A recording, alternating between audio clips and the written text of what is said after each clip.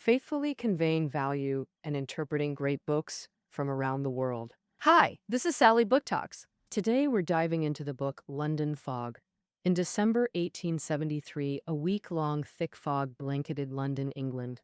The dark yellow smog blotted out the sun, turning day into night like darkness. Carriages kept crashing on the streets, causing traffic chaos. Many pedestrians noticed a strange, suffocating smell in the air, forcing them to cover their noses with handkerchiefs. They stumbled through the chaotic streets, also wary of pickpockets, taking advantage to steal wallets. And, oh, what? This fog was one of the most devastating in 19th century London, with thousands dying in the toxic haze. In modern history, such London fogs weren't rare at all. It was a product of industrial civilization, entering frequent outbreaks from the 1840s and only ending in the 1960s. Over its 120-year reign, it transformed London's urban landscape and became a cultural icon. Writer Charles Dickens often depicted London's gloomy fog in his works, along with figures like Jack the Ripper and Sherlock Holmes, urban legends and literary classics that haunted the mist. The book we're exploring today will unravel the evolution of London fog for you. How did London fog change over the 120 years, starting from the 1840s? And what about the city of London itself? What prompted people to resolve to tackle it? The author, Christina Cotton, holds a PhD from the University of Kent and currently works at Cambridge University. She studies literature and founded the Cambridge Dickens Society. While researching Dickens' works, Cotton found that fog elements pervaded many literary and artistic pieces from his era. Following this lead, she combined newspapers, literature, and art to recreate London's foggy scenes and the struggles over fog management.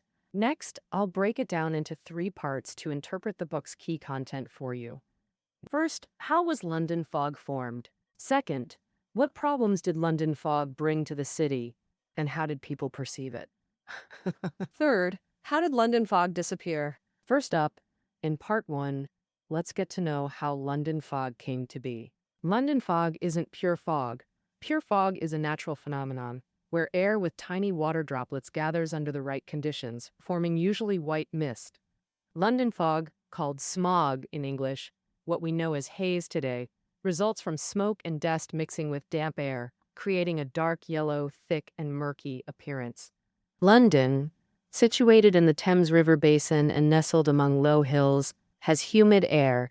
When temperatures drop, tiny water droplets condense, forming heavy fog. With the rise of modern industry, factories burned massive amounts of coal, producing smoke and dust that turned into smog. As early as the 17th century, Queen Elizabeth I complained about the smoke in London. But London fog truly caught the public's eye, starting in the 1840s, peaking in the 1880s. In the 1840s, during Britain's Industrial Revolution, London emerged as an economic hub and began rapid growth. New factories. They spring up one by one, with chimneys of all sizes towering high, belching black smoke. Meanwhile, tens of thousands flocked to London seeking work. In 1800, London had 1 million people. 30 years later, it surpassed 2 million. Houses multiplied rapidly in urban and suburban London, each with a coal stove chimney, essential for cooking and heating. Factories sprouted everywhere. The city's population boomed, and both needed energy to survive. Factories and homes in London relied heavily on cheap sea coal, mined from coastal areas. It was full of impurities and sulfur, burning to produce high levels of sulfur compounds. The mixture appeared dark yellow. Trapped by cold winter air over London, the smog couldn't disperse, forming persistent London fog. Historical records show that once London fog hit, even daytime turned pitch dark, and everything on streets looked dim. By day, lights were needed indoors and out. Without them, reading or writing by windows was impossible. Some even joked sarcastically that London fog was thick enough to spread on bread, earning it the nickname pea soup. Pea soup was a poor man's staple, thick, murky yellow, sticky, and unpalatable, but strikingly similar to London fog. The nickname spread fast, with newspapers and writers using it to mock and satirize. London's thick fog gradually became a popular phrase. The term was later included in the Oxford English Dictionary with examples. A passage by British writer Charles Dickens in Bleak House further cemented the fog as an iconic symbol of 19th century London. Charles Dickens spent most of his life in London. He constantly observed London and frequently depicted its fog in his works. At the beginning of Bleak House, he wrote, "Fog everywhere. Fog up the river, where it flows among green aits and meadows. Fog down the river, where it rolls defiled among the tears of shipping and the waterside pollutions of a great and dirty city. Chance people on the bridges, peeping over the parapets into a nether sky of fog, with fog all round them, as if they were up in a balloon and hanging in the misty clouds." This passage is perhaps the most immortal description of London fog in world literature. Many Londoners immediately recall it when thinking of London fog. That concludes the first part. We've covered how London fog formed as a product of industrial society. With the Industrial Revolution's progress, it began occurring frequently. Throughout the 19th century, London's pea soup grew thicker, covering wider areas and lasting longer.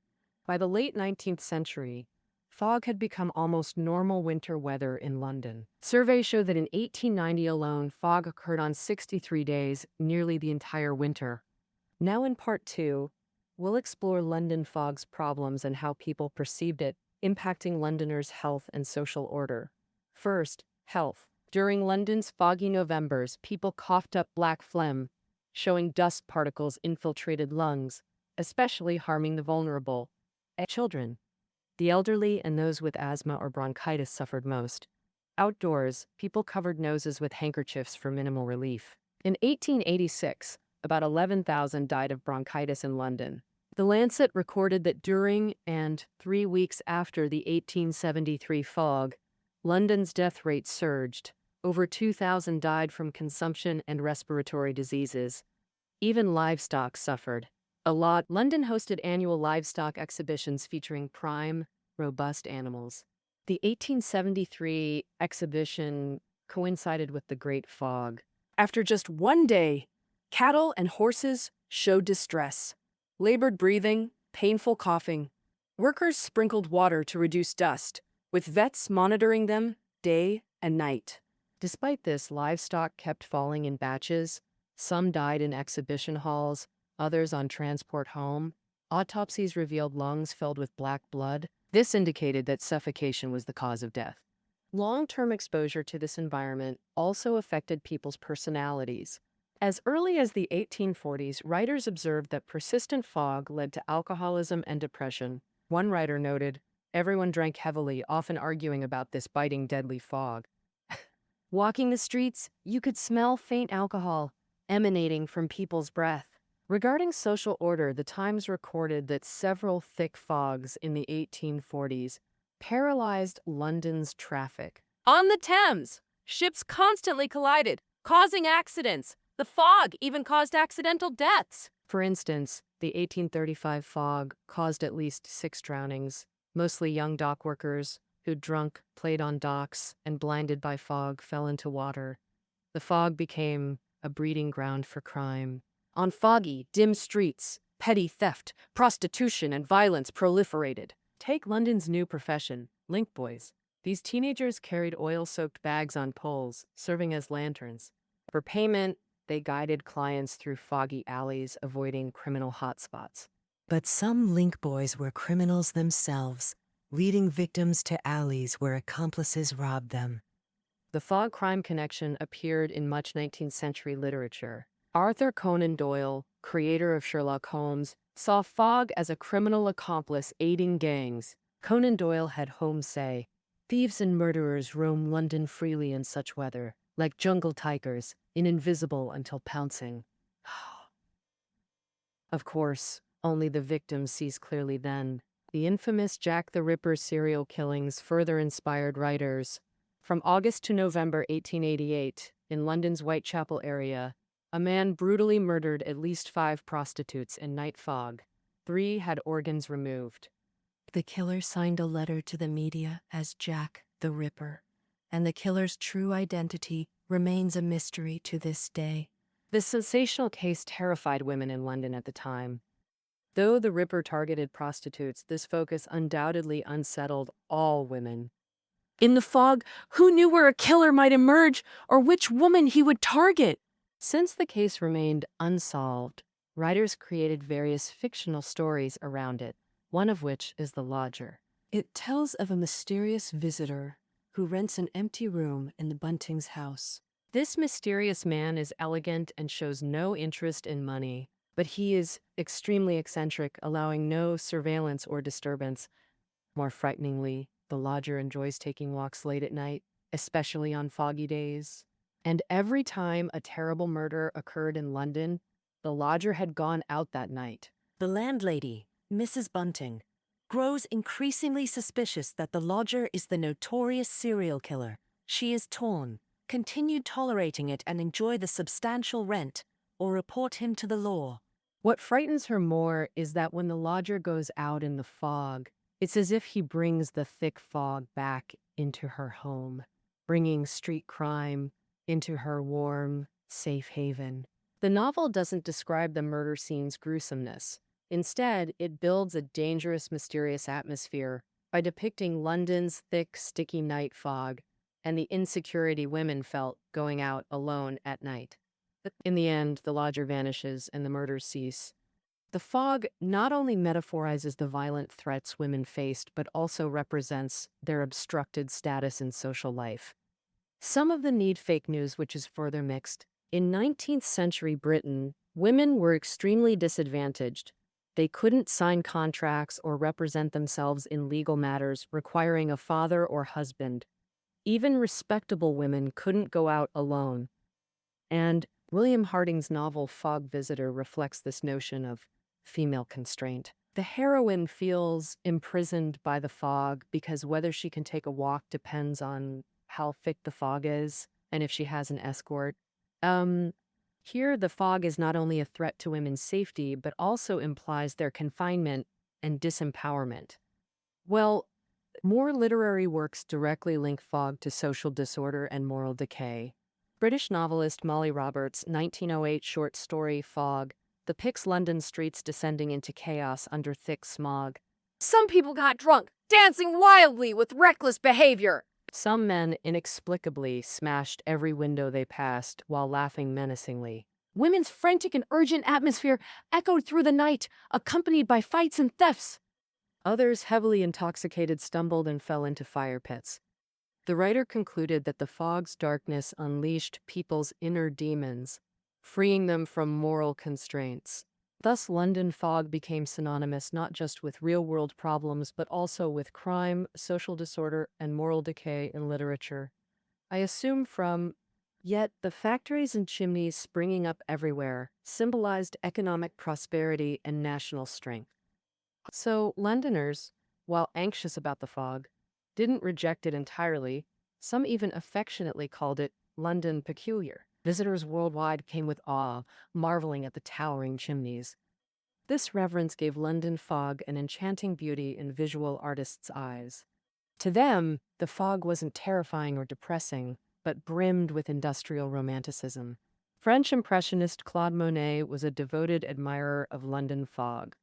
Monet once said, "I adore London. It's so immense, complete, and simple. But what I love most is its fog. Without London fog, this lovely city wouldn't exist. The fog gives it incomparable grandeur." In 1870, when London fog reached peak frequency and density, Monet arrived from France, fascinated by capturing air and light. The Thames shrouded in fog became his ideal subject. He believed the fog's interplay of light and shadow created ethereal colors that sparked immense inspiration. Monet rented a Thameside hotel room, painting London fog for 3 months straight. His work shows similar compositions, bridges, rivers, and buildings emerging from murky skies, with purple-yellow fog transforming people and carriages into blurred shapes, while smoking chimneys pierce the violet haze. And Monet admitted that although painting foggy London was challenging, the process was fascinating. It revealed nearly every color: black, brown, yellow, green, and purple. The joy of painting lies in capturing how objects appear through the fog. Besides Monet, another 19th century artist who adored depicting London fog was American James McNeill. Whistler, he proclaimed himself the first painter dedicated to fog as a central theme. In his eyes, London fog and factories were indescribably beautiful. Whistler said tall chimneys became towers, factories resembled palaces at night, and the whole city seemed to float beneath the sky. Our surroundings transformed into a fairyland. Starting in 1859, Whistler based his work in London, captivated by painting the tranquil Thames at night. On foggy days, the Thames vanished under smoke. Buildings blurred into indistinct outlines. Under oppressive yellowish fog, lit windows glowed dimly. Pedestrians and carriages became ghostly shadows. The world seemed to dissolve. Terrifying fog somehow held a romantic beauty. Whistler confessed his goal was to aestheticize London fog. He adored its distorting magic that reshaped everything, turning the mundane poetic. That concludes part 2, London fog's health and societal impacts. Yet, it was also seen as a symbol of industrial civilization and economic prosperity. So when did Londoners realize smog control couldn't wait? How was London fog ultimately ended? Finally, in part 3, back in 1853, the UK Parliament passed the Smoke Nuisance Abatement Act. This law partially controlled factory emissions and even prosecuted some polluters. Some researched new boiler designs or high-quality coal. Others proposed stranger ideas. For instance, could pipelines bring fresh air from countryside to London? But regulations and tech lagged behind urban growth and industrial profits. Many proposals faced industrialist opposition. Factory owners especially resisted clean air laws. They refused to spend money retrofitting boilers or buying new furnaces. Some industrialists even defended the poor air quality, arguing London fog was beneficial, proof of strong economic growth. Besides, domestic chimneys were also pollution sources. Why not target those? For individuals, changing traditional mindsets was extremely difficult. Londoners were obsessed with traditional open hearths, believing bright flames created home warmth. Some citizens even wrote open petitions to the government. One stated, "Coal stoves are Britain's birthright. No one can deprive us of blazing fires and warm hearths." Lawmakers hesitated to regulate household coal, so throughout the 19th century, industries and citizens battled, each wanting the other regulated first. By the 1880s, London fog peaked. Statistics show smog occurred 1 in every 4 days annually, meaning nearly constant fog in winter. People finally realized smog control couldn't wait. From then on, government legislation and enforcement tightened. With alternative energy and public awareness, London fog control began working. The cleanup worked. First credit goes to legislation. The 1891 Public Health Act was pivotal. It mandated factories treat emissions. Even minor black smoke became punishable. Enforcement improved significantly. For example, from May to November 1899, local authorities prosecuted 60 cases. 16 went to court due to factory owners' non-compliance. Each faced £200 fines. The law had real impact, reducing fog frequency and density. Meteorological records show London fog days steadily declined after 1890. 1900 had London's fewest fog days in 30 years. Just 20 days, proof the cleanup worked. The second reason was alternative energy adoption. From 1895, gas stoves replaced coal hearths among citizens, emitting mainly CO2 and minimal sulfur compounds. Compared to coal, gas caused far less pollution. In 1920, electricity became widespread. Electric machines replaced coal-powered steam engines in small factories and workshops, while the government gradually moved large factories out of city centers. Air pollution dropped significantly, London fog events decreased, and airborne soot levels fell noticeably. Cities looked cleaner than before, but that didn't mean air pollution had vanished completely. London fog still returned occasionally, sometimes as the familiar pea soup thick fog. A deadly fog in 1952 became the crucial turning point for London fog's final eradication. On December 4th that year, a week-long fog engulfed London. This fog ranked among history's worst and longest-lasting. Pea soup rolled in that week. Daytime visibility dropped to meters. London drowned in thick yellow smog. Londoners developed breathing difficulties, stinging eyes, asthma, and coughing fits. Hospitals overflowed with respiratory patients. Data showed deaths rose by 500 or more during that week versus the previous year. That quarter's death toll hit 8,625. Morgues overflowed. Dubbed killer fog, it became one of the 20th century's top environmental disasters. Though the fog cleared after a week, its terror and death toll sparked national reflection. Protests demanded urgent pollution controls. Yet government departments dragged their feet, mired in debates, blame shifting, and empty promises while new policies stalled.